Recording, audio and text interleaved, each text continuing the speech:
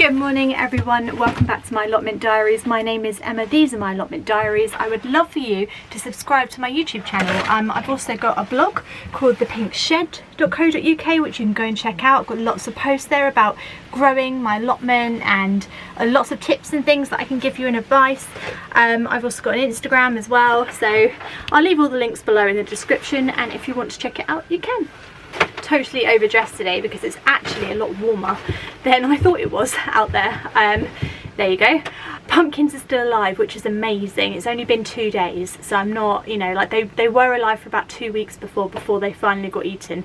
So I am hoping that because I have planted them out a little bit later this time round, they'll kind of get going a bit quicker. The sun is out a lot and it's very warm, and they've got everything that they need to grow into really good, strong, happy plants. And I really hope that they just get going a little bit quicker, because I think the quicker they grow, the easier they'll be able to kind of defend themselves against slug attack. So fingers crossed they get going. Harry's not doing a very good job because he's falling down, but the tinsel is really like reflecting the sunlight, which is excellent, exactly what I was hoping for. So what a good idea. You can see it from here, it's just absolutely glistening in the sun. It's absolutely wonderful, and it's really just reflecting light, which I think the birds don't like. A lot of people saying the CDs in the tree is a good idea, but I don't have any CDs because I live in the 21st century. Just don't have any anymore. Everything's online and digital in my house. But yeah, this is working just as well as the CDs. Harry's taking a nap. I don't know what Harry thinks he's doing. Come on Harry, mate, this is not scary enough, is it? You've got to like prop yourself up a bit, mate. Oh God. Yeah, you're at work now, alright? No slacking. Looks a bit scarier like that actually. That's good job, Harry. So fingers crossed the pumpkins remain there for a bit longer. Now I just wanted to check in my polytunnel because I've got some tomatoes growing.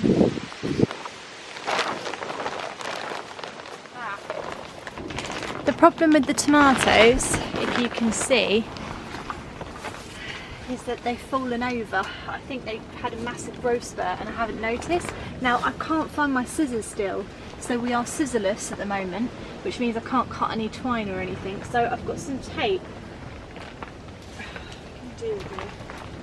It's amazing just how quickly tomatoes start to grow, like bent over into like a banana shape. As soon as they like hit the floor, it's like they immediately just bend themselves back up again. So there's no stopping these things when they get growing, which is good I suppose, because everything at my plot needs to have a bit of a survival kick in them, you know, to survive here.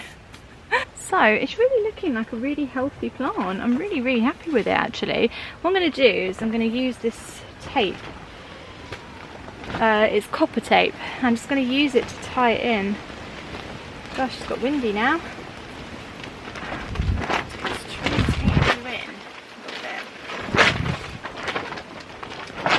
It's not ideal with that wind, but at the same time, as long as he stands up, you know, I'm sort of satisfied that he will live. So I'm just basically taping them to their little Oh, he doesn't have a stick. Oh. You haven't got a stick, mate. Well, that's not good, is it? We better get you a stick. I mean, it is great that they're falling over because they've obviously had a massive growth spurt, which is brilliant. It means they're growing. It means that they're actually working, which is great. So I might actually get some tomatoes this year, which would be excellent because I don't think I got any last year at all. Not much maintenance to do with tomatoes, aside from stopping them from falling over like mine did. You just have to remove the little suckers, and I'll show you how to do that now. Like I said, tomato plants do pretty much look after themselves. They're very good at surviving. The maintenance that I do is, you see here we've got the main stem of the tomato, right? It's really big and thick, and it's the one that's going vertically, right? Then you've got one that goes off like this, right? Here's your little branch coming off him like that. Now in the middle of the vertical stem and the branch, you've got this here. This is a sucker, and you pull him out like that. Here's another one. So we've got a vertical one, we've got the one coming off, and then this one in the middle here, he goes. And the reason that we do that essentially is to focus all the energy of the plant into producing flowers which will produce tomatoes, and not to produce side shoots and get really bushy, because then they're going to put all their energy into creating leaves and stems and trying to make themselves as big as possible. Never forget that plants want to take over the world, and they just want to grow and grow and grow and grow. Our job as gardeners is just to control them and get as much food from them as we can before they die. Sounds quite harsh when you say it like that, but I'm just going to get all the suckers off now. Right.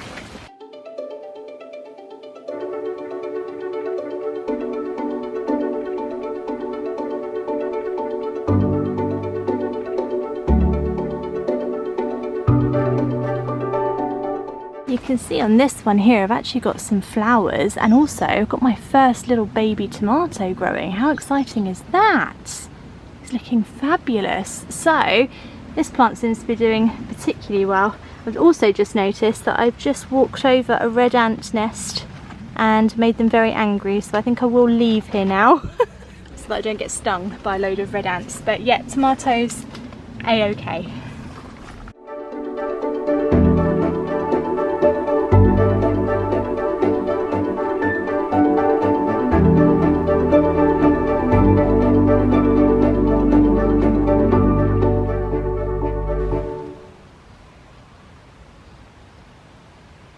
Do seem to have quite a lot of beds at the moment that are just not filled with anything at all, and I hope to get my strawberries out. Maybe I'll bring some courgette plants or something just to fill in some of the gaps, because I have noticed that there are quite a few gaps around here at the moment. I put all my effort into my pumpkins basically, and they keep getting eaten, so I've neglected a lot of the other beds. My strawberries are looking good though. They are a bit overgrown with weeds, but I've got lots of strawberries appearing. So if I just move that a little bit, I think you can see just how many are here. I mean, they're all green at the moment. I can't see any sort of going red. Yeah, there's loads of them, hundreds of them. You can see that it's definitely a little bit overgrown, but there we go. I'm quietly confident that I will actually end up eating some of these before the birds and the slugs get them. I just got a good feeling about them this year. My broad beans are going absolutely insane. For some reason I've done them right this year. I can't believe it. They're literally hanging off the plant.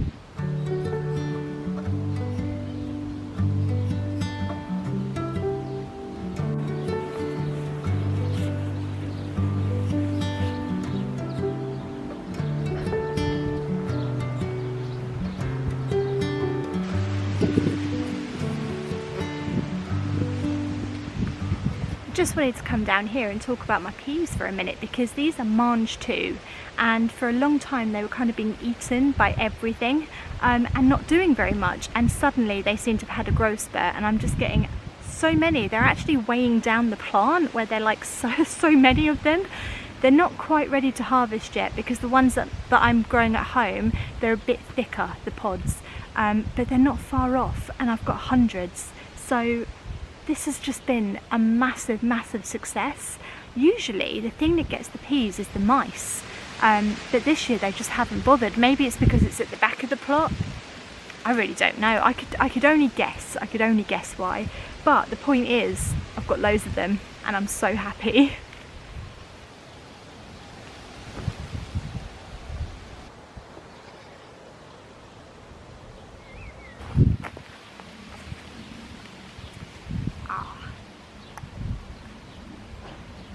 Now these down here are turnips, and I haven't been quite so lucky with these. They actually started flowering a little while ago, and afterwards I did read that turnips have a tendency to bolt. Now bolt means that a plant has started to produce flowers when it's not supposed to. I think it just refers to root vegetables, but I could be wrong with that. But it's essentially, it started to flower and make more of itself. It's tried to make seeds, and it means that the plant feels like it's gonna die, it's not doing very well, it's panicking. Either it's too dry, or it was too wet, or its conditions just weren't quite right, and the plant panics and thinks, I need to produce seed to make more of myself because we're a goner. And for us, that means that we're probably not going to get a vegetable from it, and if we do, it's going to taste quite bitter. I cut the flowers off. Sometimes you can cut the flowers off and then it kind of regenerates the plant, a bit like Doctor Who, but unfortunately in this case it's just started making more flowers. So I'm going to leave them because I think the flowers are going to be quite good for the bees and the pollinators, and it's quite nice to have something growing here. But I will not be harvesting any turnips this year from this patch here. You win some, you lose some. At least the bees are happy.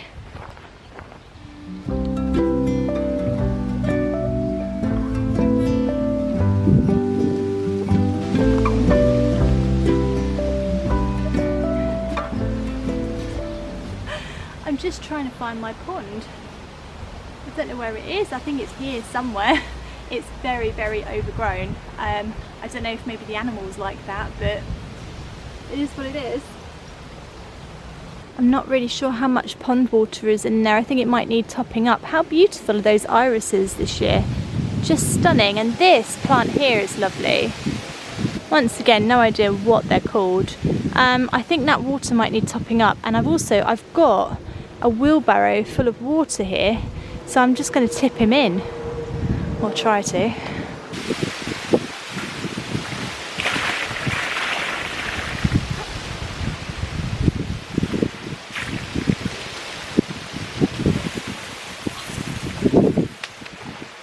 See, there we go, easy. That worked quite well, and it saves me doing a trip to the water thing.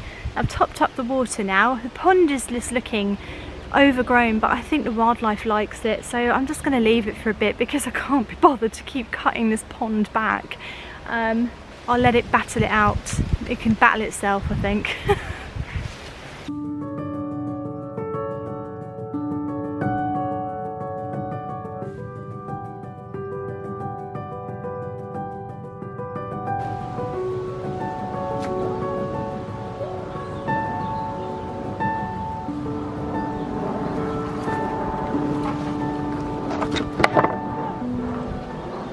Removing a lot of the wood around my raised beds, and I think it's because they're harbouring criminals. They're harbouring slugs, basically. I think the slugs like to hide under them, and because the raised beds are not very well put together, I think that it's just making a perfect environment for slugs and snails to hide under and then come out at night and eat my plants. So I think by removing as many as I can, hopefully we're going to get rid of a lot of the slugs and remove their home, basically.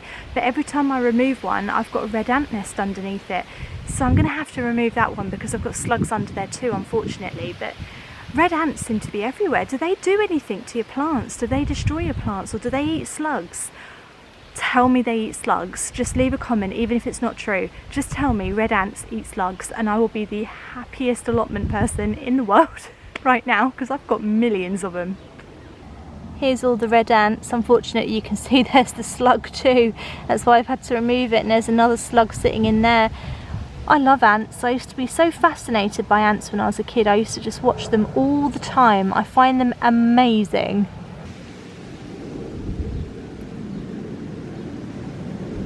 I'm just going to try and remove these slugs without getting bitten by a red ant. Oh, what did you do today, Emma? Oh, I just tried to remove some slugs without getting bitten by red ants. What did you do? Right, I've got him. Sling your mate. Where's the other one? There he is. Right, there's another one. Sling your. You're out of here. Evicted.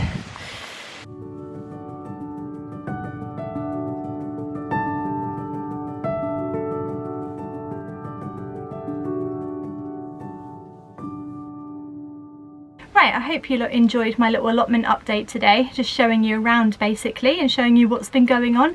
I will be back again on Monday. Have a lovely gardening weekend, try and get outside if you can. The weather in London is looking particularly nice, so I will be down here every day checking on my pumpkins, making sure those pesky birds and slugs have not got their hands on them yet, and fingers crossed for a pumpkin archway this year. Let me know how your pumpkin arches are getting on as well. If you are growing along with me, I would love to know, and tag me on Instagram as well. And yeah, thank you for watching. Have a lovely weekend. See you Monday. Bye.